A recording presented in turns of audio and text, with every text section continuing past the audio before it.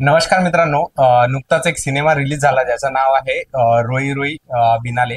हा सिनेमा हिंदीमध्ये सध्यापर्यंत डब केला नाही, कारण हा सिनेमा म्युझिक बेस असल्यामुळे एका म्युझिक सिंगरची कहाणी आहे.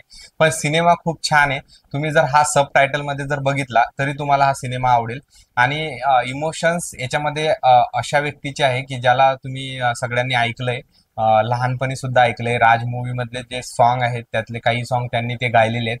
मी अशा सिंगरच्या बद्दल बोलतोय की ते नुकतेच काही 2-3 महिने झाले ते आपल्यात आता नाही आहेत. त्यांचं वय फक्त 52 वर्ष होतं. 1972 त्यांची जन्मतारीख आहे. म्हणजे 1972 ला ते जन्मले आणि 52व्या वर्षीच त्यांचा मृत्यू झाला. मृत्यू हा ऍक्सिडेंट होता.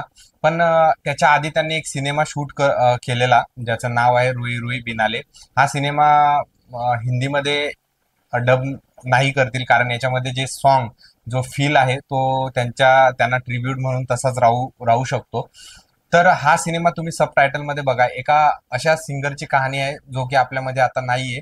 पण त्या सिंगरने अशी कहाणी दाखवली की त्याचं स्वतःची, म्हणजे त्याचं स्वतःचं असं त्याच्यामध्ये त्यांनी तसं फील करून दिले. जुबेन तुम्हाला सर्वांनाच माहिती आहे.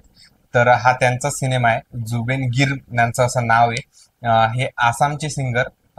त्यांनी हा मूवी बनवला आणि त्यांनी बनवला, पण त्यांना त्याचं ते प्रचिती घेता नाही आली, कारण हा असा एक सिंगर होता ज्याच्यासाठी पहिल्यांदा तुम्ही बघितलं असेल की त्यांच्या डेथवरती एवढ्या लोकांनी त्यांना ट्रिब्यूट म्हणा, त्यांच्या मागे म्हणा, जे त्यांनी कमवलं, त्यांनी पैसा नाही कमवलं पण त्यांनी लोक खूप कमवली.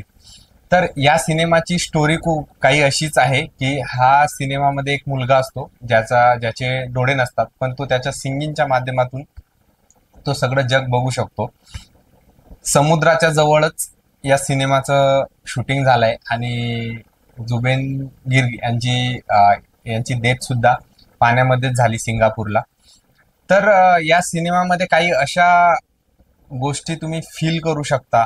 ते म्युझिक तुम्ही फील करू शकता नेक्स्ट लेवल. आणि दोघांची टक्कर होते.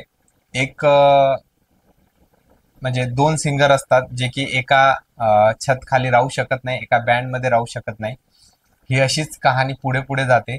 आणि मी जेव्हा हा बघितला, जिथं पण बघितला, तेव्हा मला असं वाटलं की याच्यावरती एक छोटासा रिव्ह्यू आपण बनवू शकतो. स्टार याला आपण देणारच नाही, कारण हा सिनेमा खूप चांगला आहे. काही सिनेमा जे असतात जे आपल्याला ओढून त्यांच्याकडे नेतात, असा मधला हा एक सिनेमा आहे. तुम्ही नक्की बघा. तुम्हाला जिथं कुठं मिळेल तेव्हा सबटायटल वाचून तुम्ही हा सिनेमा बघा. तुम्हाला या सिनेमाची जी गाणी आहेत ते तुम्हाला फील करतील, असा हा सिनेमा झालेला आहे. तर भेटूया लवकरच. थँक्यू.